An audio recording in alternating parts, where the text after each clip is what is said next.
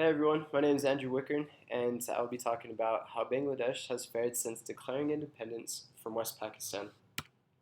So the topics I wanted to cover with that were the effects of the War of 1971 on the economy, the concert for Bangladesh, the current economy, um, and the factors of the building or that are helping build the economy today still, along with human rights and the flooding that happens every year. So the war that happened in 1971 made it so that there was no government established within Bangladesh, and that was a big problem for them, seeing as how that you need a government to function. So after the war, their function was not kind of happening, and so the industrialization was not happening, which was a big effect on their economy, which made it kind of slow down in the end, especially since with West Pakistan kind of being one of their big importers to them, uh, it made it so that they had to kind of reach out to different countries to get imports so that they could then use natural resources since they lacked those.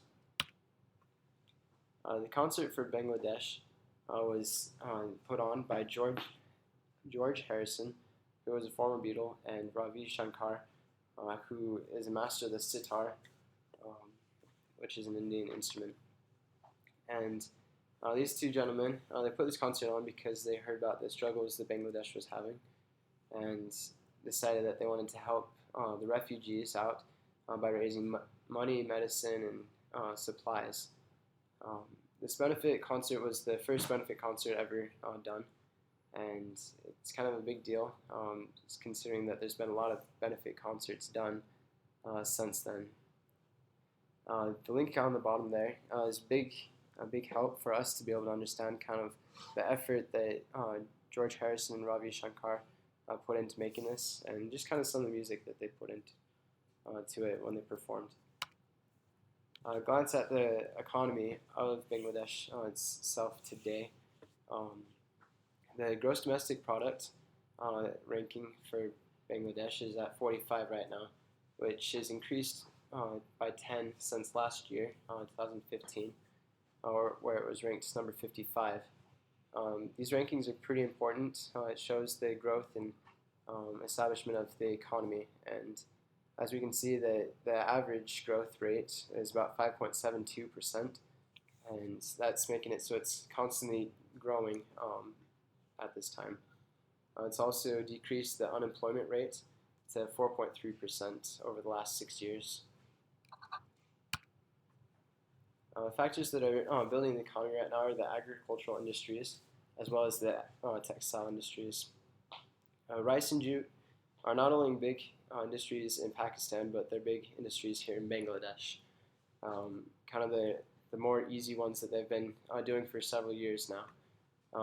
But then we go down to the textile industries, where the big boom for garment industry was in the 1990s, where it began to then export to different countries and to really make it a bigger industry. Leather has been more recent and has been building, and the government's kind of trying to push that one right now because it's being so successful in building their economy. The human rights, there's a lot of them, but these are some of the highlights that I thought. The garment factories, a couple years ago there was a big fire that kind of made a lot of flack come from the United States for the different different reasons, such as like there's about 1,000 people were killed in this fire, and there was a lot of different workers' comps that weren't helping out, and so they really got a lot of flack, and so the garment factories then increased their safety and protection, which really helped out in that industry, but it did not help out in other industries, unfortunately, as we can see in the negatives. But we'll go ahead and we'll go to the next slide. These are just some of the pictures of some of the industries and different things that were talked about. To the left is talking about the refugees that was mentioned, and just kind of their environment. It's not very good. Bangladesh kind of sees them as a little bit more of a burden than anything this time, and so they really don't keep up with them. The bottom right is where the leather industry kind of puts some of the remains and shows kind of how dirty it really is there. The effects of the flooding on Bangladesh is kind of something that's a big deal. Every year they get a big flood that disrupts a lot of their economic growth and everything that's going on there, which makes it so that they really can't continue to grow at a rate that they would like to. They're kind of behind because of this. In 2007, there was about 500 people that died from a flood and affected 20 million. I really hope that you learned a lot from this presentation, as much as I did.